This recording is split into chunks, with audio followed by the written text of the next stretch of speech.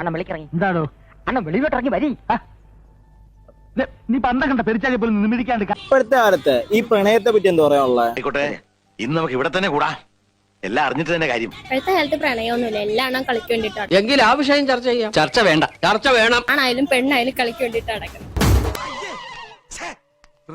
പെമ്പിള്ളേരാണെങ്കിൽ ഒന്നെങ്കിൽ ആമ്പിള്ളേരോ ഒന്നെങ്കിൽ straw size. ഫസ്റ്റിലെ കാണത്തില്ല, എന്നാലും കുറച്ച് സ്ട്രോ സൈസ് ചെറുതാണെന്ന് പറഞ്ഞ് കളകിട്ടു.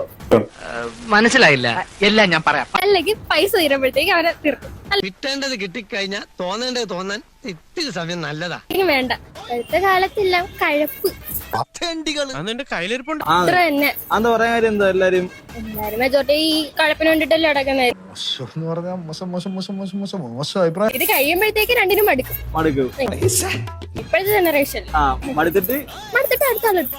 എനിക്ക് മുമ്പ് സംസാരിച്ച മഹത് വ്യക്തിയുടെ അഭിപ്രായങ്ങളോട് 100% ഞാൻ ഇപ്പോഴത്തെ കാലത്ത് പ്രണയം എന്ന് പറഞ്ഞാൽ റൂം എടുക്കുക, കളി പാസ്സാക്കുക, കുറച്ച് കഴിയുമ്പോൾ ബ്രേക്കപ്പ്. ഞാൻ ഇതൊക്കെ വളരെ കഷ്ടപ്പെട്ട് കണ്ടുപിടിച്ചതാ. എല്ലാവരും ഇനിയെങ്കിലും എന്നെ അഭിനന്ദിക്കേ.